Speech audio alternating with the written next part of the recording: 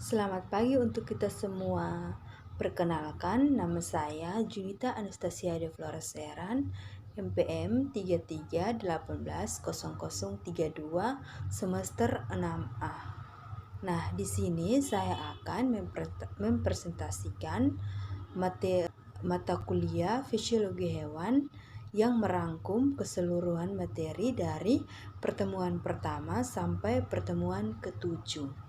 Nah, pertemuan pertama sampai pertemuan ke-7 itu materinya tentang yang pertama, konsep dasar fisiologi hewan.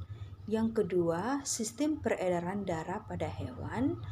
Yang ketiga, sistem pernapasan pada hewan. Keempat, termoregulasi. Yang kelima adalah sistem reproduksi pada hewan. Nah, kita masuk pada materi yang pertama tentang konsep dasar fisiologi hewan. Nah, terlebih dahulu kita harus mengetahui apa itu fisiologi hewan. Nah, fisiologi hewan adalah ilmu yang mempelajari fungsi normal tubuh dan berbagai gejala yang ada pada sistem hidup serta mengatur atas gejala fungsi dan sistem tersebut.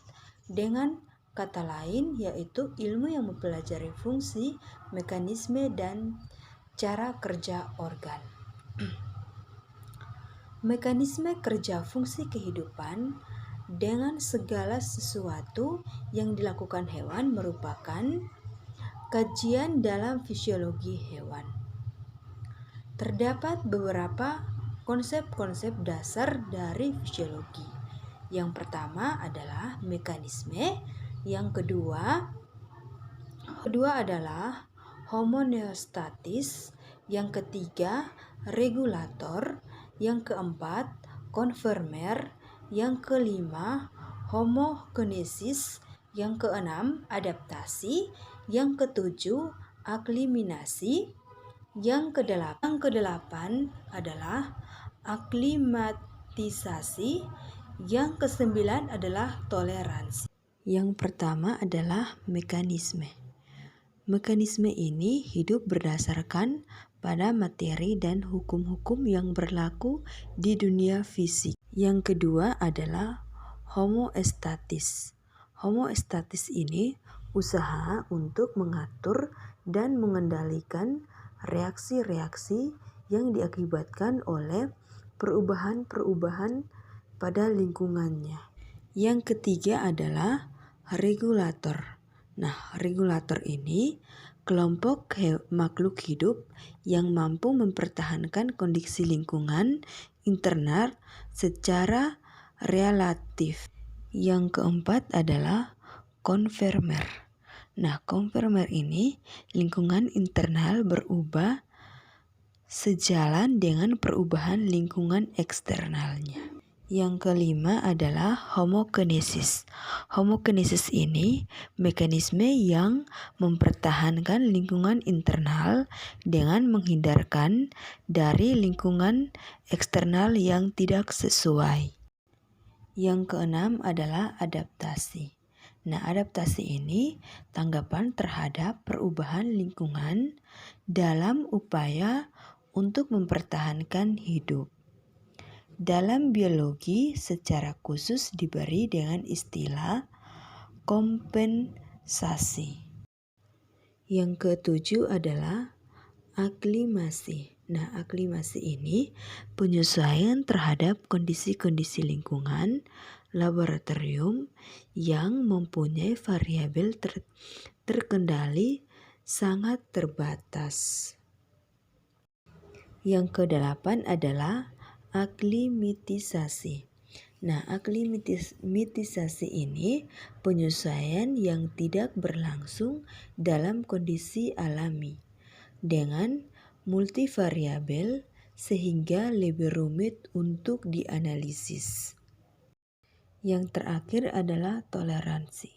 Toleransi ini kemampuan organisme untuk melakukan regulasi dan konservasi terbatas pada suatu kisaran kondisi tertentu. Nah, struktur dan fungsi hewan. Struktur dan fungsi hewan ini berhubungannya sangat erat. Sekarang kita masuk pada jaringan. Terlebih dahulu kita harus mengetahui apa itu jaringan. Jaringan merupakan kumpulan sel-sel dengan struktur dan fungsi yang sama. Nah, jaringan ini dapat dikelompokkan menjadi 4 kategori. Yang pertama adalah jaringan epitelium, jaringan ikat, jaringan saraf, dan jaringan otot. Teman-teman bisa lihat pada gambar ini. Yang pertama adalah jaringan epitelium. Jaringan epitelium terbentuk dari lapisan-lapisan sel yang terkemas dengan rapat. Fungsi dari jaringan epitelium ini sebagai perlindungan sel atas kerusakan mekanis. Yang berikut adalah jaringan ikat.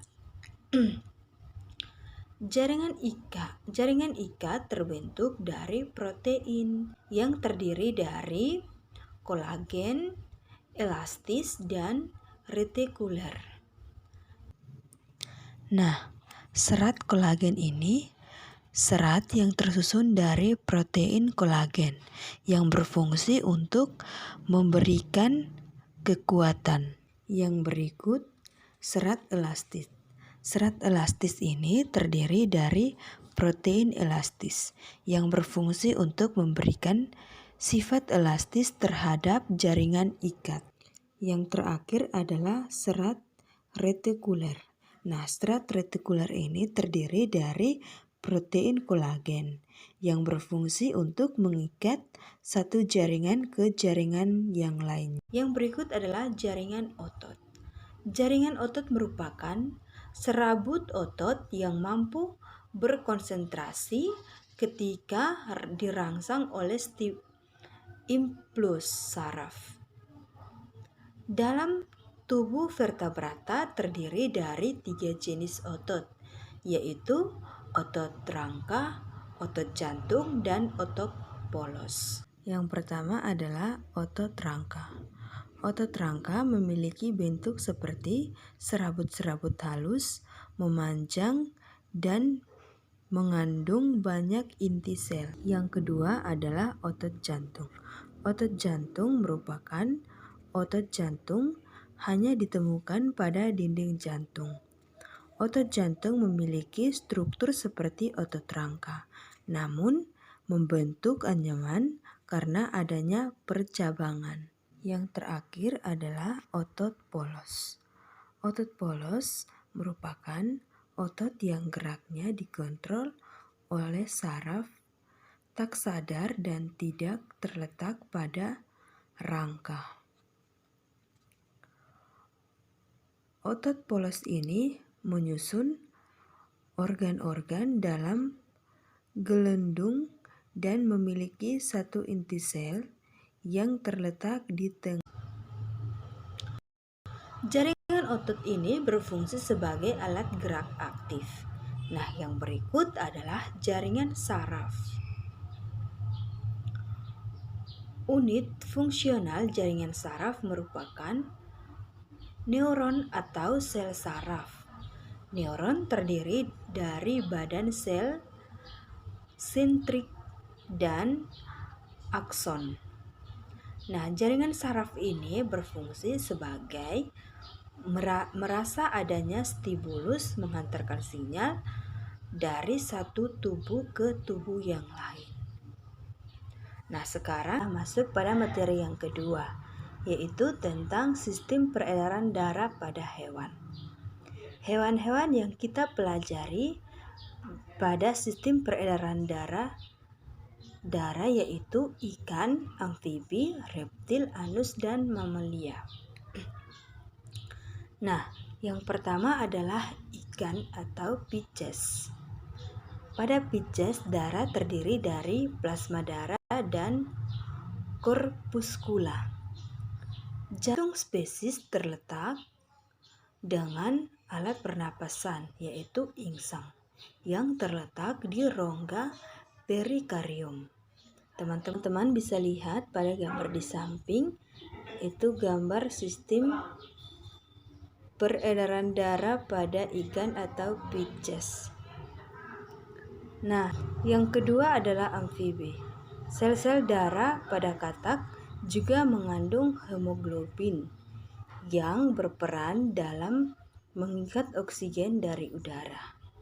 Sistem peredaran darah yang dimiliki katak adalah jenis sistem peredaran darah tertutup dan jenis sistem peredaran darah ganda.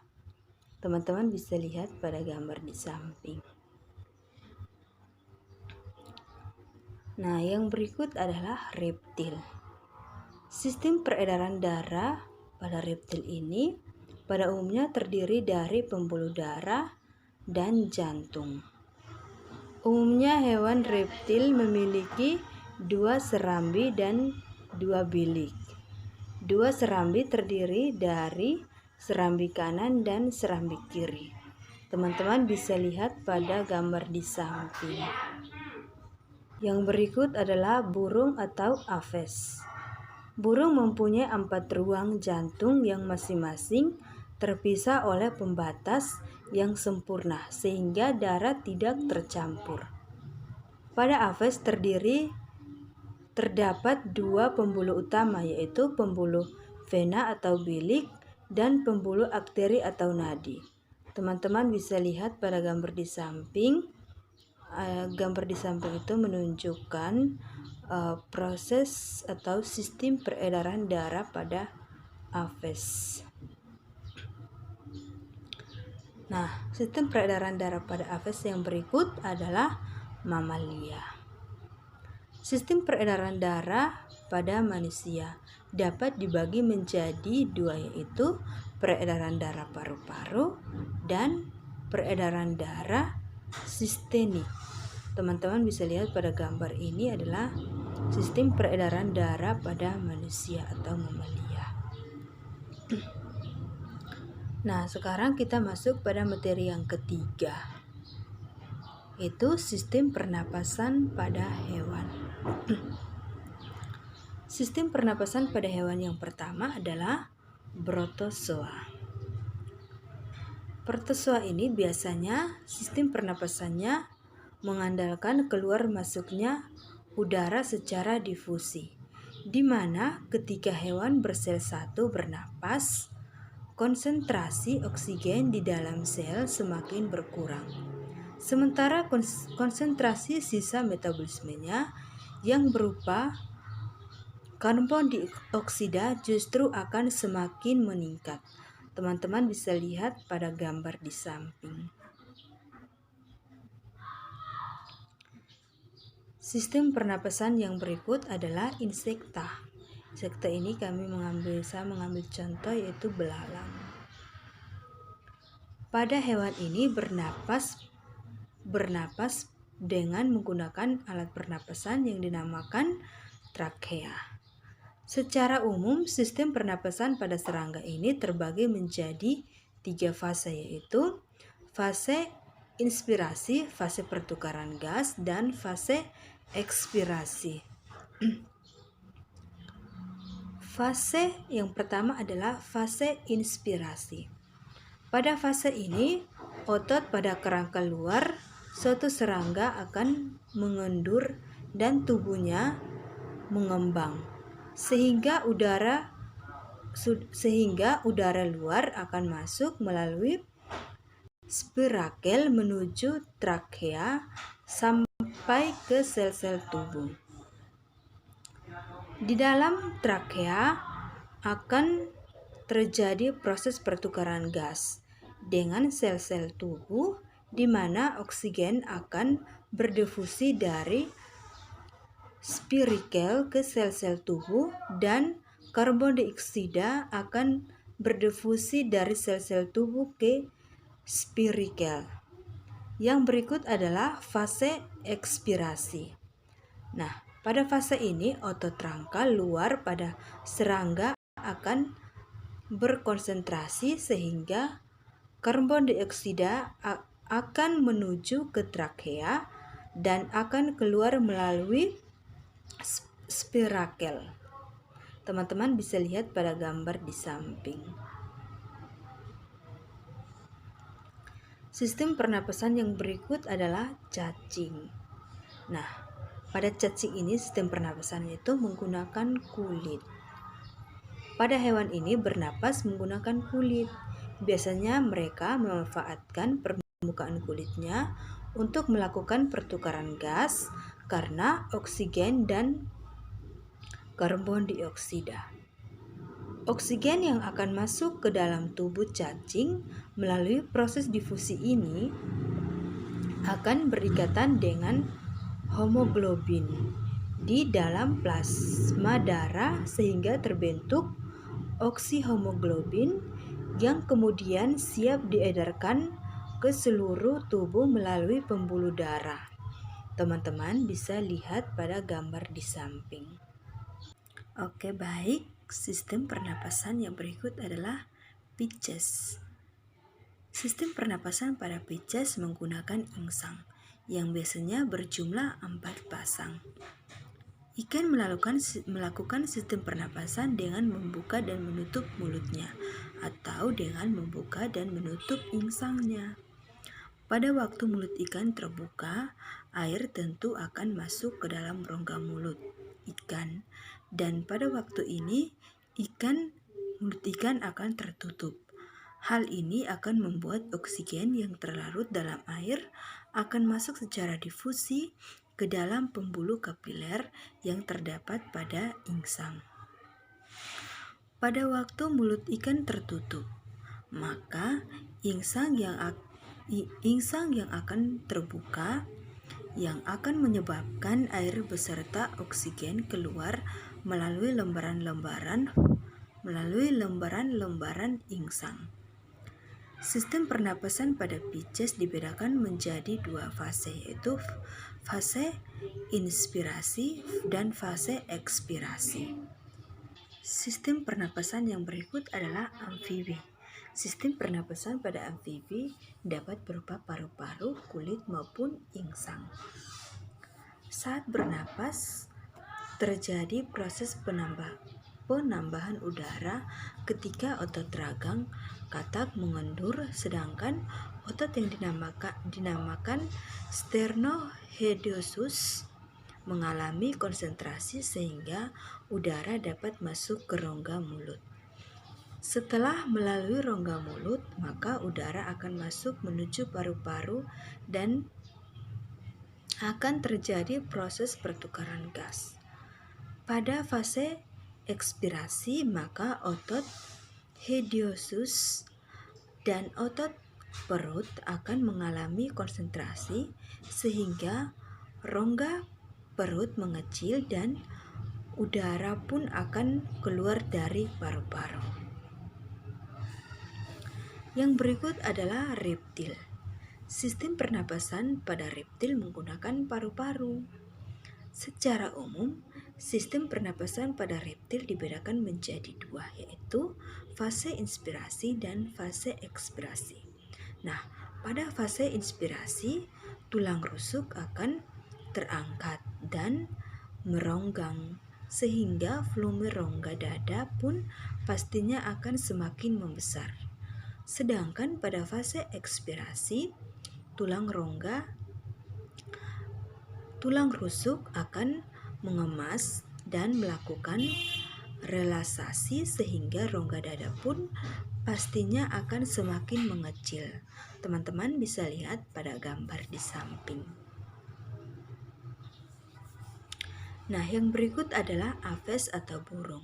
Sistem pernapasan pada apes terdiri dari 2 pasang lubang hidung, trakea atau yang biasanya disebut batang tenggorokan, faring yang akan menghubungkan rongga mulut dengan trakea, sepasang paru-paru yang dihubungkan dengan pundi-pundi udara. Ketika hewan apes sedang tidak terbang, itu ada 2 fase, yaitu fase inspirasi dan fase ekspirasi. Nah, pada fase inspirasi itu otot antar tulang rusuk berkonsentrasi, maka rongga dada akan mengembang. Hal ini akan menyebabkan udara dapat memasuki paru-paru. Sebagian dari udara akan diteruskan melalui pundi-pundi udara. Yang berikut adalah fase ekspirasi. Proses ditandai dengan melemasnya rongga dada, sehingga hal ini akan membuat tekanan pada paru-paru akan meningkat sehingga udara akan keluar dari paru-paru menuju sisi pernapasan. Ketika hewan aves sedang terbang. Pada saat hewan aves sedang terbang, maka proses pengambilan oksigen melalui hidung tentu saja akan terhambat karena selama terbang terjadi konsentrasi pada otot dada yang menyebabkan udara akan sulit masuk ke dalam paru-paru. Sistem pernapasan dibedakan menjadi dua, yaitu fase inspirasi dan fase ekspirasi. Teman-teman bisa lihat pada gambar yang di bawah. Sistem pernapasan yang berikut adalah mamalia. Secara umum, proses pernapasan hewan mamalia ini sama persis dengan manusia, di mana melalui rongga hidung, faring, trakea, bronkus sehingga paru-paru. Pernapasan pada mamalia, contohnya pada manusia, dibagi menjadi dua, yaitu pernapasan dada dan pernapasan perut. Teman-teman bisa lihat gambar di bawah ini, yang sebelahnya gambar pernapasan dada dan yang sebelahnya itu gambar pernapasan perut. Sekarang kita masuk pada materi yang keempat, yaitu tentang termoregulasi. Nah, termoregulasi ini dia mengatur suhu tubuh hewan.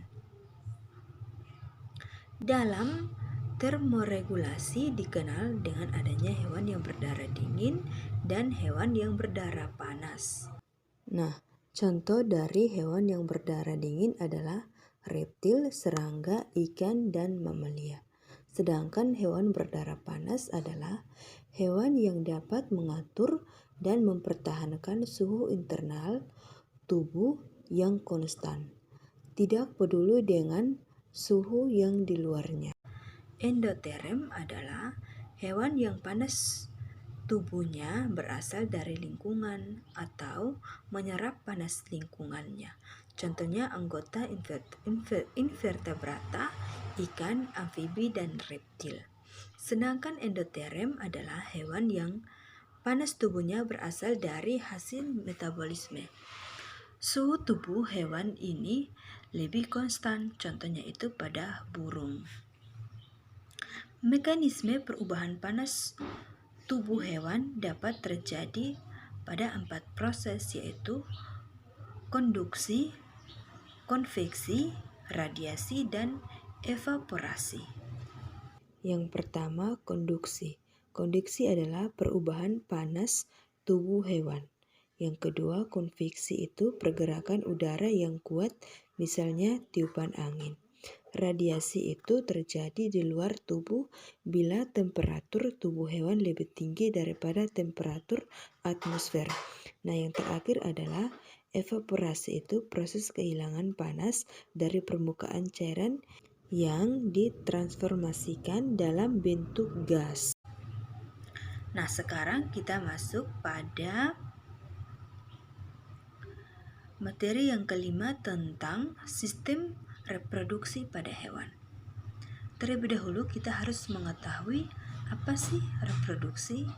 Nah, reproduksi merupakan proses di mana organisme memperbanyak diri yang bertujuan untuk mempertahankan kelangsungan hidup spesiesnya. Reproduksi dibedakan menjadi dua, yaitu reproduksi aseksual dan reproduksi seksual. Nah, yang pertama adalah reproduksi aseksual. Pada umumnya, reproduksi aseksual terjadi pada vertebrata yang tidak melibatkan alat reproduksi. Ada 3 cara perkembangbiakan hewan secara vegetatif, yaitu fragmentasi, glamul, bungkin, tunas, dan pembelahan sel. Nah, yang pertama adalah fragmentasi, yaitu pemisahan salah satu bagian tubuh yang kemudian dapat tumbuh dan berkembang menjadi individu baru. Bentuk reproduksinya secara aseksual, di mana suatu individu dibagi menjadi fragmen-fragmen. Setelah dibagi menjadi fragmen-fragmen, berkembang menjadi dewasa. Fragmen disebabkan oleh mitosis. Fragmen dilihat dari beberapa organisme, misalnya kapang, beberapa annelida cacing, dan bintang laut. Yang kedua adalah puding, yaitu pembentukan tonjolan pada salah satu bagian tubuh hewan dan berkembang menjadi individu baru. Gamul terbentuk seperti bola. Gamul terbentuk ketika keadaan lingkungan tidak menguntungkan. Sedangkan ketika keadaan lingkungan baik, maka gamet dapat terbentuk menjadi individu baru. Gamet ini hanya dimiliki oleh Polyphera. Nah, yang ketiga adalah pembelahan sel. Terjadi pada organisme, satu individu membelah menjadi dua bagian yang sama. Fisi yaitu pembelahan sel pada sel induk dan hasilnya akan berkembang menjadi individu baru. Fisi dibedakan menjadi dua, yaitu pembelahan biner dan pembelahan multi. Teman-teman bisa lihat pada gambar di samping yang di atas pembelahan biner itu pada bakteri, sedangkan yang di bawahnya itu pembelahan multi pada virus. Nah, sekarang kita masuk pada reproduksi seksual. Reproduksi yang melibatkan individu lain, contohnya gamet jantan dan gamet betina. Pembuahan pada hewan ada dua jenis, yaitu pembuahan di dalam tubuh betina atau fertilisasi internal dan pembuahan di luar tubuh betina atau fertilisasi eksternal. Alat reproduksinya menghasilkan sel kelamin. Sel kelamin atau jantan atau sperma dihasilkan oleh testis. Sel kelamin betina ovum atau sel telur dihasilkan oleh ovarium atau induk telur. Sedangkan setelah terjadi fertilisasi, maka terbentuk zigot yang kemudian berkembang menjadi embrio. Perkembangbiakan atau melahirkan embrio dapat dibedakan menjadi 3 bagian, yaitu vivipar, ovipar, dan ovivivipar. Teman-teman bisa lihat gambar di samping. Gambar yang di atas itu reproduksi sel kelamin jantan dan yang di bawah itu reproduksi sel kelamin betina. Nah, yang pertama vivipar. Vivipar ini hewan yang embrionya berkembang dan mendapatkan makanan di dalam rahim. Contohnya itu pada kucing. Ovipar itu hewan yang embrionya berkembang di dalam telur. Contohnya itu adalah ayam.